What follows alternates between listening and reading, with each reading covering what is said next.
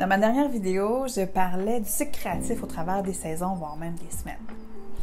Comme le cycle lui-même s'étend sur plusieurs sphères, j'ai envie aujourd'hui de me concentrer sur un cycle en particulier, soit le cycle menstruel ou le cycle lunaire.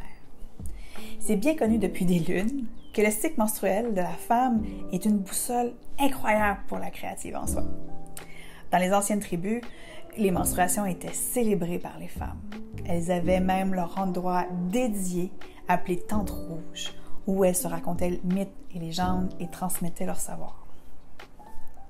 C'est des rituels qu'on a perdus avec le temps, mais qui valent la peine d'être retrouvés et même, je dirais, mis au goût du jour. Car le cycle menstruel, comme le cycle lunaire, on trouve des énergies différentes qui, à chacune, nourrissent la créativité de l'être. Je te propose un outil pour t'observer. Cet outil-là me permet de bien comprendre mon propre rythme mensuel, voir le cycle lunaire, et c'est le nom aussi du cycle, donc du cercle, le cercle lunaire. Ça ressemble à ça. C'est basé vraiment sur le cycle de la lune et du cycle menstruel, qui est séparé en 4 phases.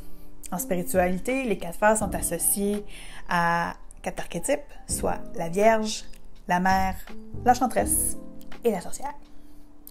Le premier quart qu'on va utiliser, c'est la Vierge. C'est relié au premier croissant de lune. C'est aussi la phase juste après les menstruations.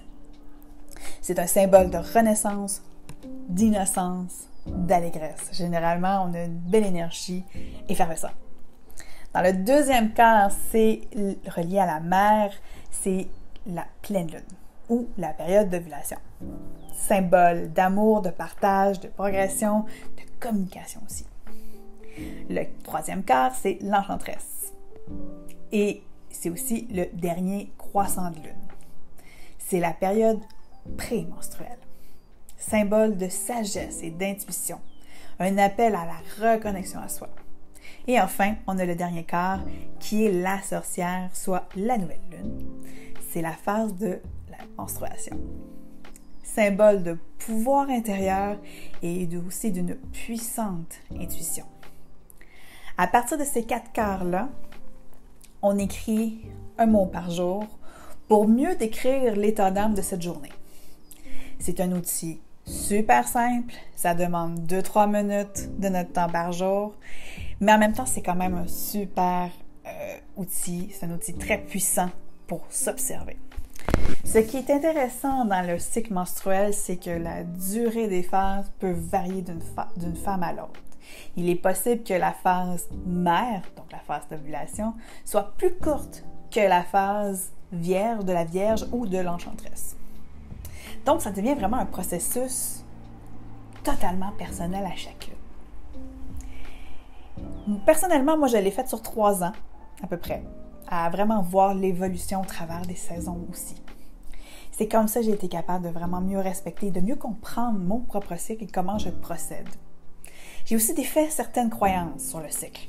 Je donne un exemple. J'ai toujours cru que la phase d'ovulation, c'était une des phases les plus créatives. Et pourtant, non. En ce qui me concerne, en tout cas, c'est vraiment pas le cas. C'est la phase où je suis le plus désorganisée. J'ai aucun focus. Je dirais même que c'est le meilleur moment souvent pour socialiser et aller chercher l'inspiration à l'extérieur de moi, dans la collaboration, dans les discussions avec les autres. Pour conclure, j'ai envie de te partager 2 questions que tu pourrais répondre aussi à ton cycle lunaire à la fin du cycle.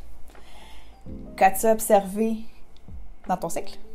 Si tu avais un mot-clé pour définir chacune des phases, ce serait quoi? Si tu as envie d'en discuter un peu plus, je t'invite à écrire en commentaire ce que tu constates sur ton propre cycle et l'impact que ça a sur ta créativité au travers de celui-ci.